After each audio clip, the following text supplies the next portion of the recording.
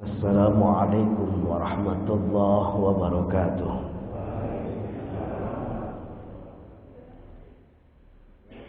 Alhamdulillahilladzi awjadal anam wa farada alaihimus siyam. Wassalatu wassalamu ala sayyidina Muhammadinil imam wa ala alihi wa sahbihi hudatil Islam.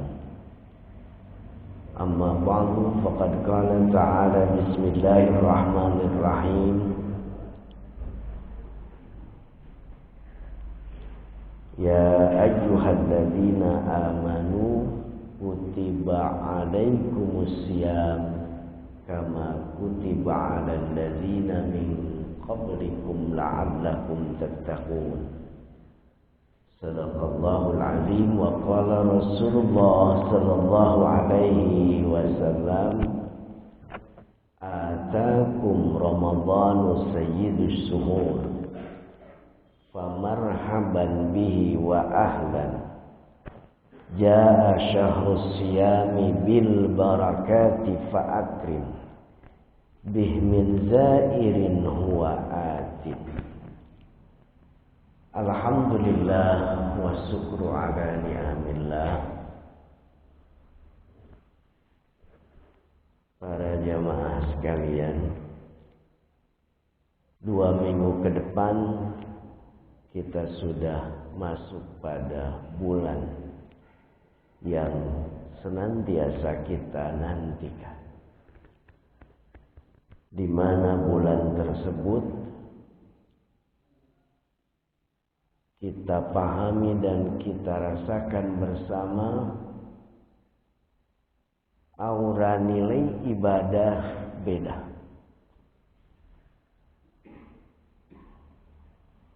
Kita bisa rasakan sendiri ketika kita baca Al-Quran di luar bulan Ramadan dengan di dalam bulan Ramadan, beda rasanya teh. Salat pun sama, ngaji pun seperti ini akan sama. Jadi aura-aura ibadah itu beda di bulan Ramadan. Jangankan salat, baca Quran, makan saja jadi beda rasanya teh di bulan Ramadan. Ya. Oleh karena itu sebagai mukminah, muslimah tentu harus merasa bangga dan bahagia ketika tahu sebentar lagi mau masuk pada bulan tersebut. Sehingga baginda Rasul sallallahu alaihi wasallam, beliau mengumpamakan ketika kita sebentar lagi akan masuk Ramadan, maka bayangkan, kata Rasul, bulan Ramadan tersebut adalah tamu yang mulia, tamu yang agung. Kenapa? Karena Ramadan adalah sayyidus suhur. Karena Ramadan adalah rajanya bulan. Dari 12 bulan yang Allah ciptakan, maka 1 bulan yang disebut sayyidus suhur atau raja bulan, yaitu bulan Ramadan. Maka ketika mau masuk dalam rajanya bulan tersebut, bayangkan, kata Rasul, kita akan kedatangan raja. Begitu. Kita akan kedatangan raja, kita akan kedatangan presiden, kita akan kedatangan sang penghulu bulan, sayyidus suhur, yaitu bulan Ramadan. Atakum Ramadhanu sayyidus suhur. Begitu kata Rasulullah. Ramadan akan segera datang pada kalian semua, kata Ramadan. ketika mau masuk Ramadan, sahabat Rasul itu selalu bilang gitu. Ketika mau masuk Ramadan, setiap tahunnya Rasul selalu bilang seperti itu pada sahabat. Atakum Ramadhanu sayyidus suhur. Bentar lagi Ramadan yang jadi rajanya bulan akan datang pada kalian, wahai para sahabat gitu. Famarhaban bihi wa ahlan. Maka di sini adalah ungkapan bahasa Arab, marhaban ahlan wa sahlan adalah ungkapan untuk menyambut kedatangan tamu. Marhaban ahlan wa sahlan. Selamat datang wilujeng sumping. Nah gitu. Ja'a sahrus siyam bil barakah. Akan datang bulan Ramadan yang membawa penuh keberkahan. Min zairin huwaatin, bagaikan satu tamu yang mulia yang akan datang. Oleh karena itu kata Rasul, persiapkanlah, sediakanlah sebagaimana kita semua sebagai tuan rumah mau kedatangan tamu yang agung. Jadi bayangan pertama kita ketika kita mau masuk Ramadan, maka kita bayangkan bahwa kita akan kedatangan tamu yang agung. Tah lamun di bumi mun reka dongkapan tamu seperti kumaha persediaan segala macam tah kitu ya. Nah, maka bagaimanakah cara kita menyambut kedatangan bulan Ramadan? Sehingga di kita ada istilah munggahan. Pernah dengar munggahan Bapak Ibu sekalian ya? Kita juga pernah mendengar papajar. Pernah dengar papajar ya? Nah, itu biasanya kita lakukan dalam menyambut bulan Ramadan. Munggahan tenawan ya. Munggahan itu asal kata dari munggah. Munggah itu artinya naik. Nah, jadi artinya ketika kita mau masuk Ramadan, ada hal yang harus kita tingkatkan. Ada hal yang harus kita munggahkan. Kudu ditaikkan. Itu pertanda kita menyambut datangnya bulan Ramadan tersebut. Nah gitu. Nah, kalau kita munggahan papajar biasa nate ngariungnya. Ngariung keluarga terus makan-makan di rumah. Kalau nggak di rumah pergi ke mana gitu ya, ke tempat wisata. Itu pun kalau ada. Kalau nggak ada boleh makan di luar rumah saja. Sama itu kan ya, makan di luar rumah. Keluar di rumah, makannya di teras gitu. Kan itu juga sama, makan di luar rumah ya. Nah, intinya di sana sebetulnya ada silaturahim. Ada kumpulan di mana kita bisa makan bersama, pertanda bahwa kita tidak ada sedikit pun permusuhan di antara keluarga. Karena ketika masuk Ramadan diisyaratkan oleh Rasul harus bersih dahulu kan gitu ya. Bersih dosa kita pada Allah, bersih dosa kita pada sesama manusia tah gitu. Sehingga ada munggahan. Jadi boleh silahkan keluarga makan-makan di mana misalkan ya. Intinya sebetulnya substansinya, isinya adalah ikatan silaturahim keluarga. Supaya pas masuk Ramadan sudah saling membebaskan. Intinya itu sebetulnya. Nah, hanya bagaimana caranya persediaan kita sebagai umat Rasul Sallallahu Alaihi Wasallam, sebagai orang yang beriman, ketika kita kedatangan bulan Ramadan, menyambut ini sebentar lagi nih. Jadi subuh pagi ini Bapak Ibu sekalian, kita niatkan dalam hati kita untuk sama-sama bermarhaban ahlan wa sahlan menyambut kedatangan bulan Ramadan. Walaupun masih 2 minggu lagi. Toh ketika kita mau menyambut calon besan saja Bu, itu sebulan 2 bulan sebelumnya kita persediakan benar-benar tuh. Kita pikirkan benar-benar. Apalagi kita ini mau datang Sayyidus Suhur, Raja Bulan yang Allah janjikan di dalam bulan tersebut kita semua diampuni dosa, kita diberikan barakah, kita diberikan rahmat, kita diberikan itqun minan nar, kita akan dibebaskan dari neraka. Banyak sekali keuntungan di bulan Ramadan. Oleh karena itu doa Rasul yang sering kita bacakan ketika masuk Rajab, Sya'ban sampai Sya'ban itu kan, Allahumma barik lana fi Rajab wa Sya'ban, sampai ujung doanya itu wabalighna Ramadhana. Kita umat Rasul, kita orang iman, kita muslim, kita ingin sekali masuk pada bulan tersebut, bulan Ramadan. Lalu bagaimana cara mempersediakannya, cara menyambut bulan tersebut? Ada 3 cara yang mengisyaratkan bahwa kita marhaban ahlan wa sahlan, bahwa kita menyambut kedatangan bulan Ramadan, bahwa kita dikategorikan orang yang siap bersedia masuk pada bulan yang kita nantikan itu. 1. Ini cara kita nyambut Ramadan. 1. Seminggu atau sebelum masuk bulan Ramadan,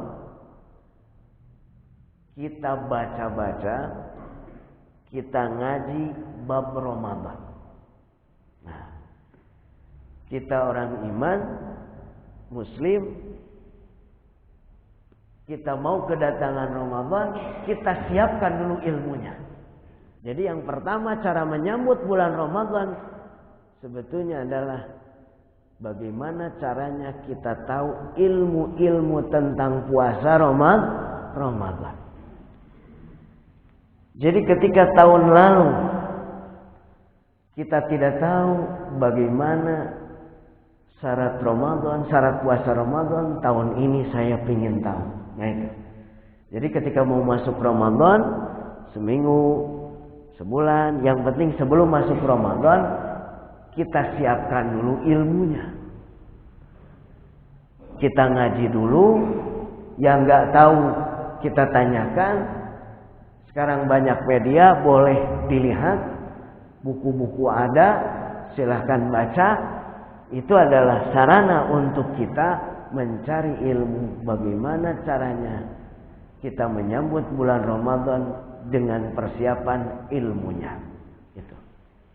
Itu 1. Karena sungguh kita pasti akan selalu pahami bersama, apapun kalau tanpa ilmunya nggak akan benar. Ibu masak aja nggak tahu ilmunya, baik ilmu secara teoritis dengan resep-resep makanannya, atau ilmu secara pragmatis karena pengalaman yang sudah ada, sehingga tahu bagaimana cara masak. Alhamdulillah bisa lah kan gitu. Nah ini ibadah. Bagaimana mungkin satu ibadah bisa kita lakukan dengan sempurna tanpa kita tahu prosedur ilmu-ilmu yang ada dalam kewajiban kita, terutama maksudnya yang sebentar lagi adalah saum Ramadan. Pak, cari tahu syarat sah Ramadan, syarat sah puasa Ramadan, terus rukunnya, terus makruhnya, terus hal yang membatalkannya.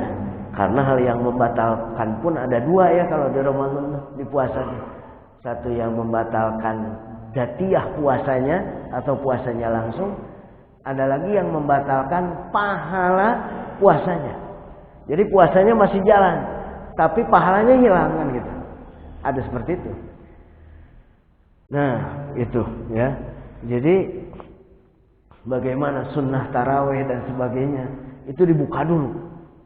Sehingga benar-benar kita itu dikategorikan orang yang benar-benar akan siap masuk pada bulan Ramadan.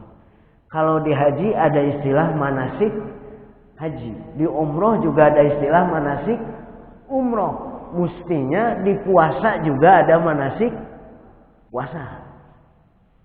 Nah, ya. Artinya digali dulu ilmu-ilmunya supaya pas masuk itu tahu nih, oh yeki gitu. Nah, ya. Niat puasa boleh gak kalau pagi hari niat puasa misalkan. Nah, maka kita yang sudah paham betul dan kita pahami dan tahu bersama bahwa niat puasa itu tergantung puasanya. Kalau puasa wajib ya harus malam kan gitu ya, harus sebelum subuh. Kalau puasa sunnah boleh sampai sebelum duhur kan gitu. Asal jangan dulu melakukan hal-hal yang membatalkan puasa di pagi hari. Misal ketika hari Senin malamnya nggak niat puasa, belum niat puasa, hanya pagi hari dalam hati asa hoyong puasa gitu, karena lihat di dapur pun nggak ada makanan misalkan ya. Nah, Rasul seperti itu ya, maksudnya teh langsung aja lari ke saum kan gitu, saum saja sudah. Lah ini sudah jam 7 pagi, boleh niat di sana, boleh, karena itu saum sunnah kan gitu. Tapi kalau sudah urusannya saum wajib, seperti saum Ramadan, saumnya wajib kan gitu, maka itu harus ditabjid, harus malam hari. Maksudnya harus sebelum subuh. Berbarengan dengan subuh pun itu tidak sah. Harus sebelum subuh. Dari mulai selepas maghrib sampai sebelum subuh. Itu di sana. Dari mulai setelah maghrib. Jadi setelah maghrib sudah bisa. Karena namanya tabid itu lail. Lail itu malam. Waktu malam itu min gharubis syamsi, dari maghrib ilal fajri sampai fajar, sampai subuh. Nah, tetapi kita umumnya biasanya kita tempelkan niat setelah tarawih ya, setelah sholat tarawih sama-sama kita niatkan bareng-bareng. Itu maksudnya supaya kita tidak lupa. Maka bareng-bareng gitu ya. Bagus itu. Silakan. Yang penting ada di waktu itu selepas maghrib sebelum subuh. Karena puasanya wajib. Nah, lupa niatnya di wajib. Malah jam 9 pagi baru ingat. Tadi malam teu niat gitu ya. Nah, nggak boleh kita karena misalkan da teu niat ieu. Tos we habak-habak we makan misalkan ya, minum apapun dah saya mah tidak nih niat teu niat ieu, bae we. Ya. Itu bisa gitu. Karena di aturan jika kita niat lupa niat saum Ramadan, saum wajib, maka kita wajib imsak. Wajib imsak itu artinya nahan. Jadi waktu imsak itu berarti waktunya bertahan, nahan. Bukan tidak boleh di sana minum, sebetulnya hanya makruh memang, ya. Tapi tahan, karena sebentar lagi mau masuk subuh bisi kebablasan gitu, ya. Sehingga ada batas imsak.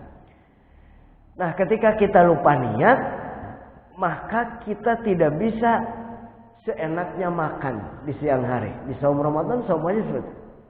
Walaupun teniat misalkan, karena lupa.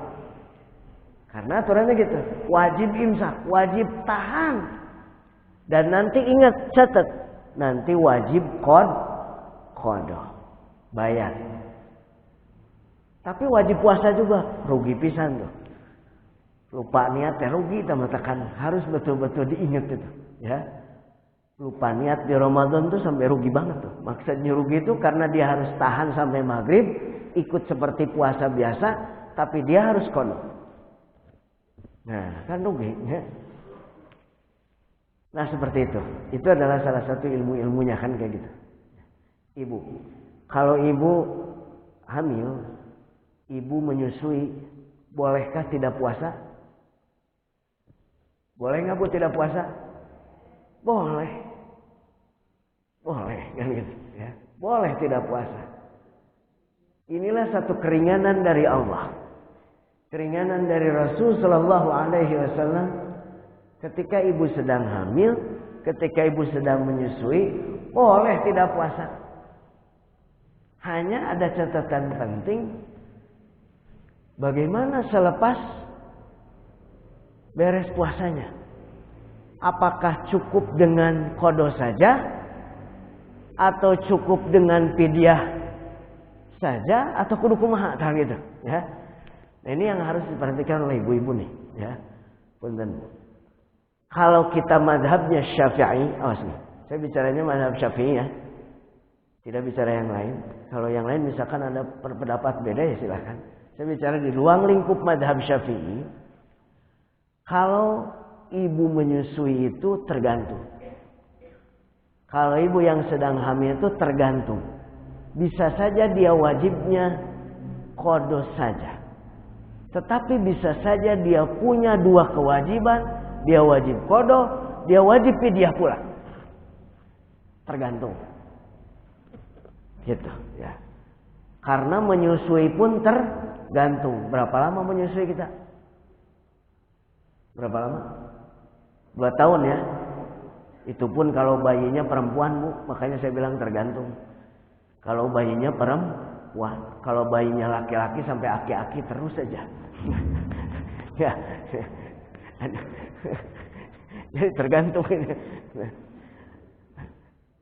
Ada 5 air ibu yang nggak bisa tergantikan oleh apapun. 5 air ibu yang nggak bisa kita ganti dengan apapun Bu. Ini Pak, makanya doa selepas sholat itu jangan sampai ditinggalkan. Astagfirullahaladzim li wali walidayya. Kedua orang tua. Karena ternyata apalagi ibu ya, ada 5 air ibu yang nggak bisa kita gantikannya. Hiji, air ketuban. Satu dah. Air ketuban. Ketika kita dikandung. Air ketuban. Lalu kemudian ketika lahir, air darah. Air darah. Yang ketiga, ketika sudah lahir, air susu. Keempat, ibu itu nggak pernah berhenti bekerja Pak. Dari pagi sampai pagi lagi terus gitu ya. Hebat. Air kering. Dan terakhir yang kelima, air mata ibu. Wah, ini luar biasa ya. 5 air ini sulit tergantikan oleh kita. Makanya tidak boleh lupa sama ibu, luar biasa. Nah, kita kembali. Jadi kalau ibu sedang hamil atau sedang menyusui boleh. Tapi ternyata ada 2 catatan hukum di mazhab Syafi'i, fikih mazhab Syafi'i. Satu. Kalau ibunya lagi hamil atau menyusui ketika gak puasa, karena apa? Itu dulu. Karena apa? Itu dulu. Maksudnya begini, karena itulah yang akan menentukan dia wajib qada saja atau dia wajib qada sama fidyah. Kalau saja seorang ibu yang sedang hamil atau menyusui, ini Pak, walaupun tentang hamil, menyusui ya, jangan merasa kita tidak penting sebagai bapak-bapak. Karena sungguh satu kewajiban kita adalah kita tahu ilmu-ilmu tentang darah. Istri kita, anak kita yang perempuan, itu ketika bertanya harus kita sanggup jawab. Misalkan, Pak, Mama haid nih. Tapi ini darahnya kok nggak lancar. 2 hari keluar darah. Hari yang ketiga nggak ada sama sekali. Hari yang keempat nggak ada sama sekali. Hari yang kelima baru datang lagi. Mama harus gimana? Tuh. Pasti bingung tak bapak-bapak teh. Teuing atuh mama da tarahed bapak mah. Padahal di yaumil akhir ditanya nanti. Suaminya ditanya. Jadi bapak urusannya kalau head jangan melihat, jangan tanya urusan pas selesainya saja. Mama kapan selesai head? Ditanyanya itu aja. Tapi juga harus tahu bagaimana cara pengaturannya. Ketika tanya harus tahu. Kalau nggak tahu kita tanya ke orang yang tahu berarti kan, gitu. Nah makanya kalau misalkan kita merasa belum paham betul, akhirnya kan istri kita disuruh ke masjid, disuruh ke majelis taklim, kan gitu. Itu kan supaya meningkatkan ilmunya, ibadahnya, keyakinannya. Itu kan ibu-ibu ke pengajian tuh kayak gitu kan. Tidak ada ibu-ibu menyanyiakan anak kan, suami kan ya. Justru maksudnya mau memenuhi kewajiban suami. Karena suami belum mampu, akhirnya ke tempat pengajian ibunya kan gitu ya. Nah gitu ya. Jadi seperti itu Bu. Maka kita juga tidak boleh merasa tidak penting kalau misalnya bicara tentang haid, hamil, menyusui kan ya. Karena boleh jadi anak kita hamil misalkan, kemudian tanya ke kita, boleh saya tidak puasa? Boleh, tapi tergantung. Nah gitu. Maksudnya gini, karena apa kamu nggak puasa? Gitu kan. Jadi kalau misalkan ibu yang sedang hamil atau menyusui terus tidak puasa, niatnya saya khawatir anak saya bisi ngalitikan di jero perut teh ya. Bisi meotan anak saya teh kedengannya karunya anak saya bayi saya.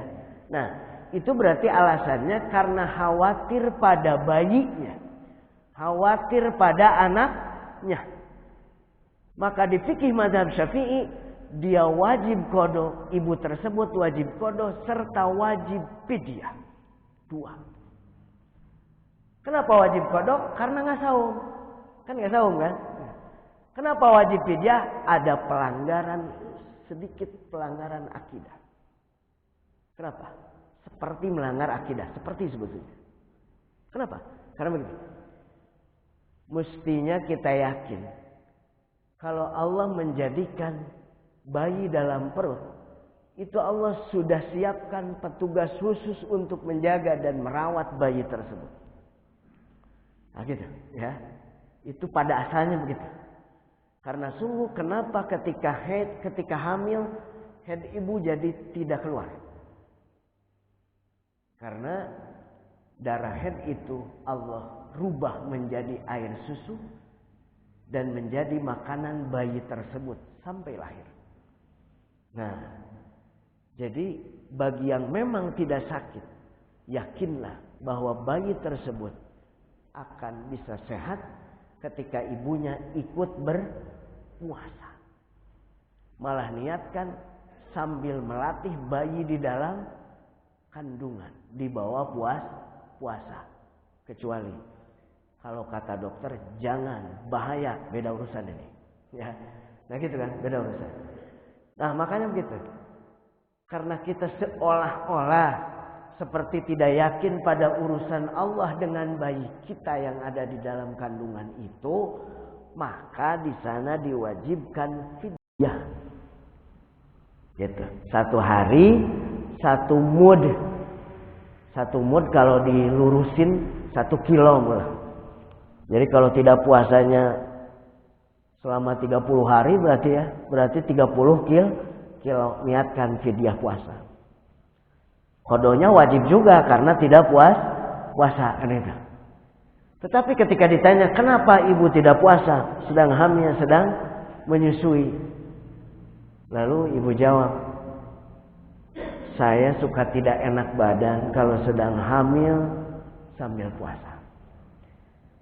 Saya suka tidak enak badan ketika menyusui dan juga khawatir anak saya. Saya dan anak saya. Jadi alasannya berarti karena khawatir pada dirinya dan anaknya. Gitu ya. Khawatirnya pada dirinya dan anaknya. Baru ibu hamil dan ibu nyusui tersebut hanya diwajibkan qada saja. Nah, hanya diwajibkan qada saja. Gitu, bagi yang hamil dan menyusui. Di catatan hukum mazhab Syafi'i tidak ada ibu hamil dan ibu menyusui ketika tidak puasa hanya wajib bayar fidyah saja. Tidak ada. Karena yang wajib bayar fidyah saja, satu jika dia sudah tua renta, geus aki-aki nini pisan geus pikun. Gitu ya. Pikun susah mengingat, itu pikun tuh cirinya gitu, susah mengingat. Jam 11 geus salat lohor gitu. Baru tanya geus beres satu udah lohor belum? Mak, ini baru jam 11. Oh, dah mah yang salat, akhirnya lohor jam 11. Geus pikun, uyos. Nah gitu ya. Lagi puasa jam 4 atau pas ngadzan asar dia langsung buka. Alhamdulillah, ayo buka. Geus buka padahal masih kene asar, pikun atuh da kumaha ya.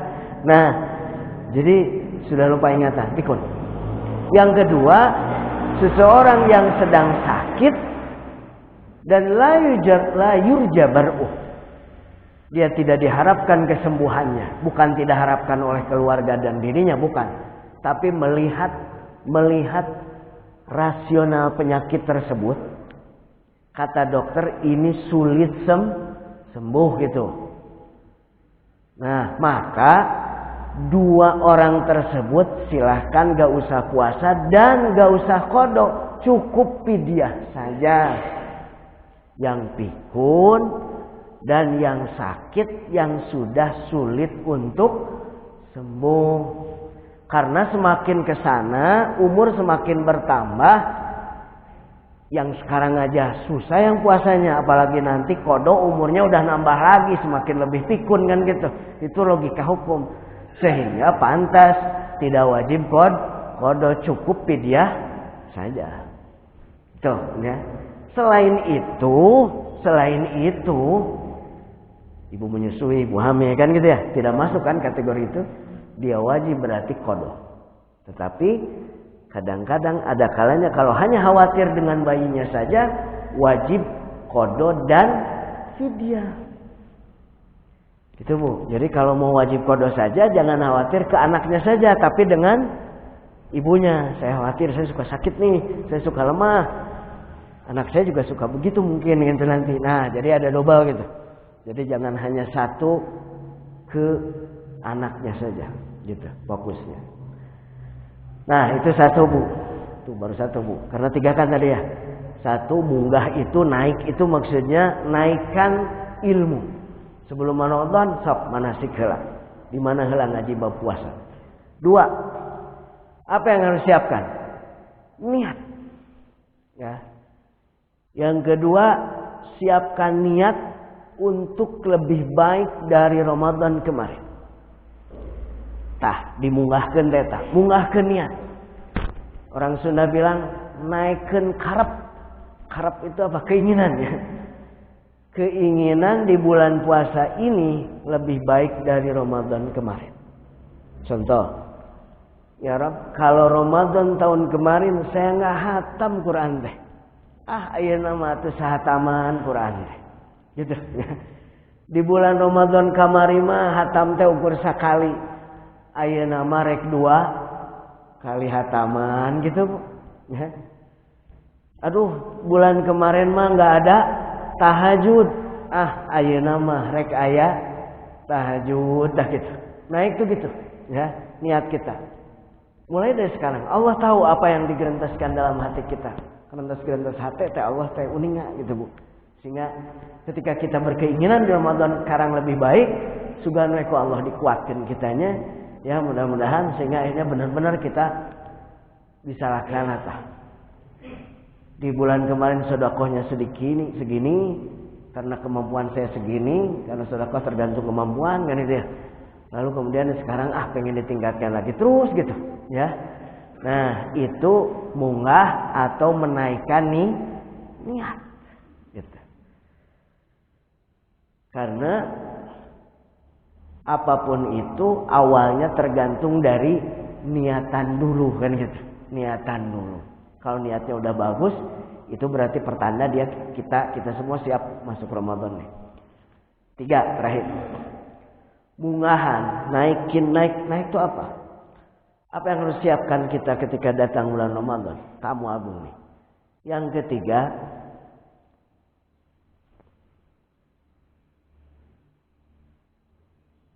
perlihatkan rasa bahagia. Gitu. Kedah nembongkeun rasa kabinya gitu, ya. Bade lebat Ramadan. Gitu. Sehingga ini ada hadis yang konon kata orang lain, kata yang lain dhaif, tapi bagus ini hadis. Man fariha bidukhuli Ramadan harramallahu jasadahu alan niran. Karena isinya luar biasa nih. Barang siapa yang bahagia, fariha itu kan bahagia, seneng pas mau masuk Ramadan, maka haram jasadnya untuk masuk neraka. Nah, kenapa ini termasuk dhaif, lemah? Karena ciri khas lemah itu gitu. Amalnya dikit, tapi pahalanya gede. Padahal hanya rasa bahagia dalam hati, tapi bisa melepaskan, membebaskan diri kita dari api neraka. Tapi kan kita dewasa ya pikirannya.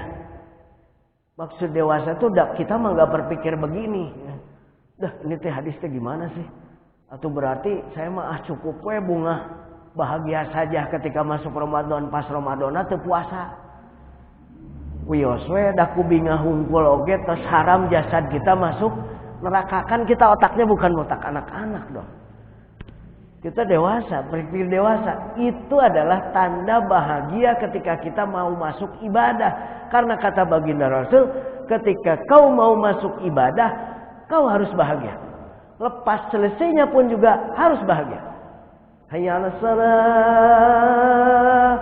Itu mau masuk salat. Pertanda masuk ibadah salat. Bahagia dalam hati. Alhamdulillah. Waktu salat datang. Kan bagus itu teh. Ya. Nah, ya. Mau masuk Ramadan, bahagia dalam hati. Alhamdulillah. Mau masuk Ramadan. Bagus ya? Bagus, substansinya ini luar biasa. Sehingga maksudnya di sini itu ketika kita mau masuk ibadah, kita harus bahagia, senang. Jangan sampai ngong adan, astagfirullah. Dikasih tahu masuk Ramadan, astagfirullah. Geus puasa deui, astagfirullah ya. Nah, ya, itu coba. Karena salah satu ciri orang yang beriman itu dia akan senang ketika masuk waktu ibadah. Alhamdulillah ya Allah, sebentar lagi kita puasa. Saat sebelum Ramadan ya Allah, aku sadari muka Quran teh jarang dah. Pas Ramadan mah karena banyakan jadi semangat dah. Tadarus bareng-bareng kan semangat dah. Jadi kita mah ibadah teh kadang-kadang semangat ada kolektifnya, ada harus bareng-bareng gitu. Ya gitu memang ya. sehingga ada sunnah berjamaah kan gitu ya. Itu sebetulnya ada beberapa nilai ibadah yang memang energi kuatnya, semangatnya itu ketika kolektif bareng-bareng gitu ya. Kenapa saum sunnah cenderung malas? Jawabannya satu sebetulnya, karena batur gitu. Beda dengan saum Ramadan. Kok saum Ramadan semangat bener kita kuat kok. Karena banyak orang, jadi bareng-bareng ya. Lah saum sunnah, Senin kita saum di pinggir kita, ngopi. Ya, botram. Udah. Jadi berat memang rasanya. Nah itu. Jadi kata baginda Rasul, barang siapa yang bahagia ketika masuk Ramadan, maka haramlah jasadnya masuk neraka. Maksudnya tidak bisa kalau nggak puasa makan gitu. Jadi hanya bahagia saja nggak bisa. Itu maksudnya tanda bahwa kita seorang beriman ketika mau masuk waktu ibadah kita mesti bahagia. Alhamdulillah. Ya. Nah. Itu kemudian tingkatan puasa ini juga ada 3. Kalau tadi persiapan kita masuk Ramadan, atau arti munggahan, arti papajar, itu 3 ya. 1, munggah, kita naikkan ilmunya. 2, kita naikkan niatnya. 3, kita naikkan perasaan kita, lebih bahagia masuk Ramadan. Dan terakhir ini Bu, saum yang kita lakukan pun ada 3 tingkat. Di manakah tingkat saum kita? Tergantung kita yang melaksanakannya. 1, ada yang disebut saumul awam, saum awam atau saum biasa-biasa. Saum umumnya saum, ya. Saum awam, saum orang biasa, ya. Yaitu ketika kita saum hanya mampu menahan perut, hanya mampu menahan syahwat, hanya mampu menahan dari hal-hal yang membatalkan secara kasar. Batal lahiriah puasa. Yang penting mah makan, minum enggak kan gitu. Punten, jima enggak, itu kan yang membatalkan secara kasat mata, ya. Nah, tapi ngomongin orang masih oke kan gitu, ya. Nah, ya malah siangnya puasa karena sebentar lagi mau Idul Fitri nggak punya uang, malamnya nyolong gitu ya. Padahal siangnya puasa gitu ya. Masih kayak gitu ngomongin orang, lihat yang punten, masih lihat dengan yang syahwat gitu kan. Pandangan-pandangan tidak dijaga, telinga tidak dijaga, bicara tidak dijaga. Nah gitu ya. Itu maksudnya saum awam, puasa biasa. Nah, yang kedua ada saum khusus atau saum yang luar biasa.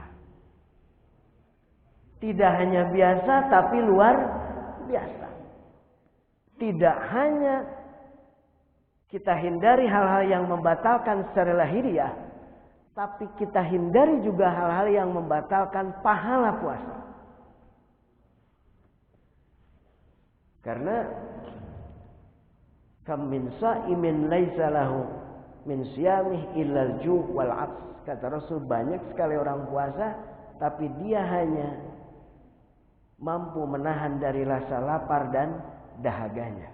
Jadi nilainya hanya itu maksudnya. Nilainya hanya itu. Tapi ada hal lain. Semua puasa. Puasa badan kita puasa. Tapi seluruh anggota tubuh kita pun ikut puasa itu. Yang luar biasa tuh gitu. Itu namanya saumul khusus. Ya. Mata kita dipuasakan dari hal-hal yang diharamkan Allah. Telinga kita, mulut kita, ya, dari hal-hal yang diharamkan oleh Allah. Itu puasa yang luar biasa. Hanya sulit kan, luar biasa so, coba ya. Lalu kita tanya kan, lah kenapa? Kan katanya ketika puasa itu iblis diikat, setan juga diikat. Lah tapi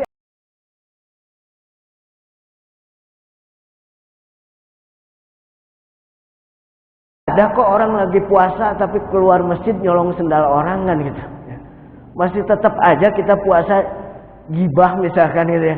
Oh, kok puasa tapi masih dosa. Itu siapa yang ngegoda kan gitu. Padahal kan iblis dan setan itu kata Rasul dibelenggu.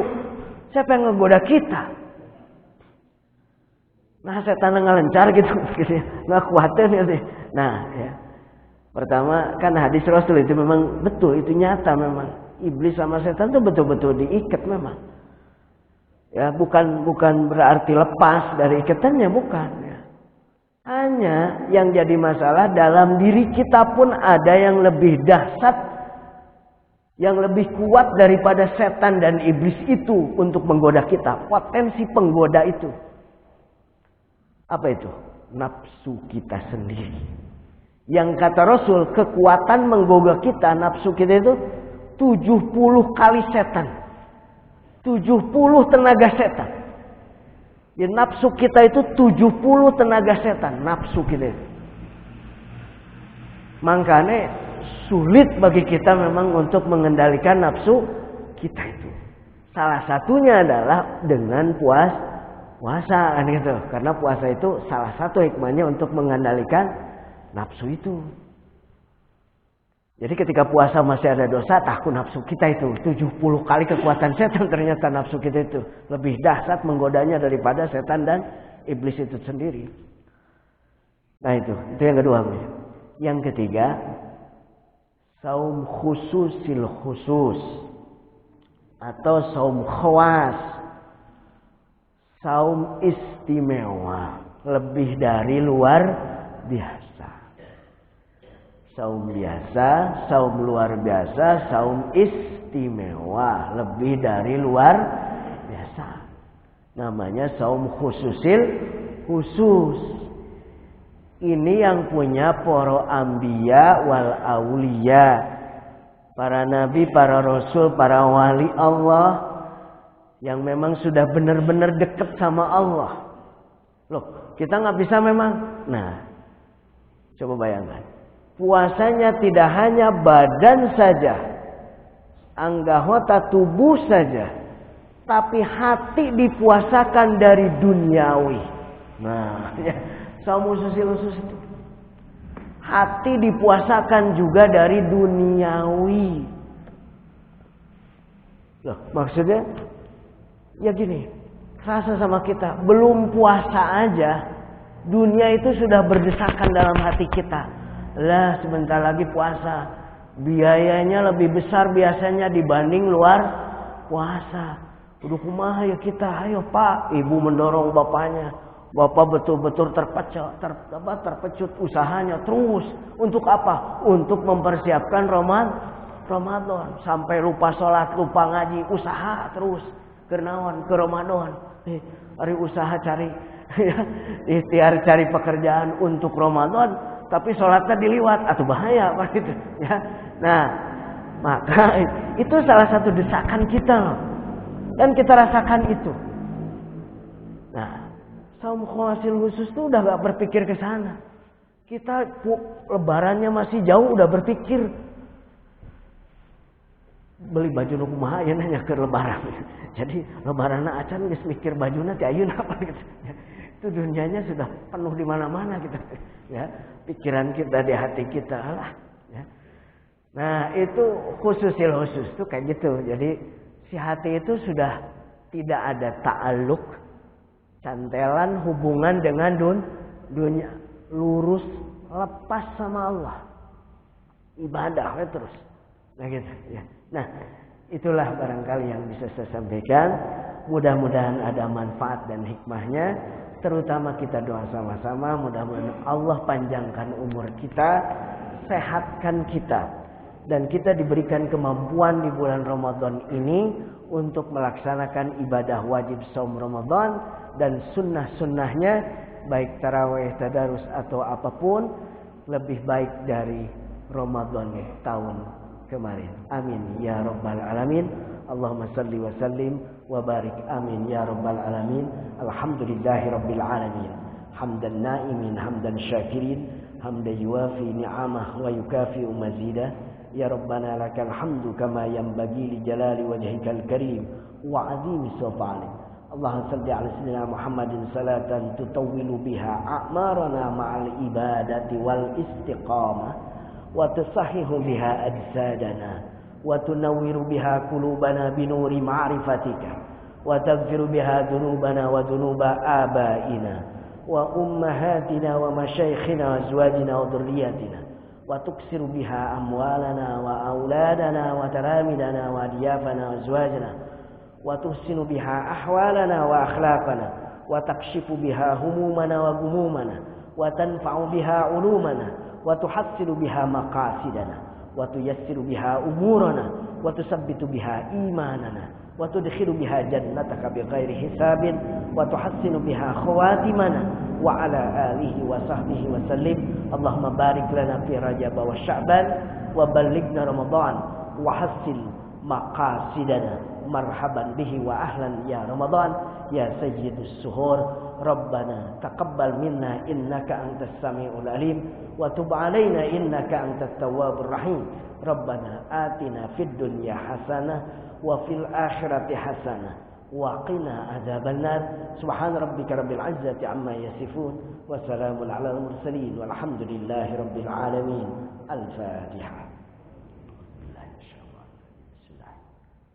Alhamdulillahirabbil alamin arrahmanir rahim maliki yaumiddin iyyaka na'budu wa iyyaka nasta'in shiratal mustaqim shiratal ladzina an'amta 'alaihim rabbighfirli wa liwalidayya amin. Akhirnya salat pribadi saya sampaikan selamat berpuasa 1444 Hijriah. Mohon maaf lahir dan batin. Semoga amal kita diterima Allah dan seluruh dosa-dosa kita diampuni Allah.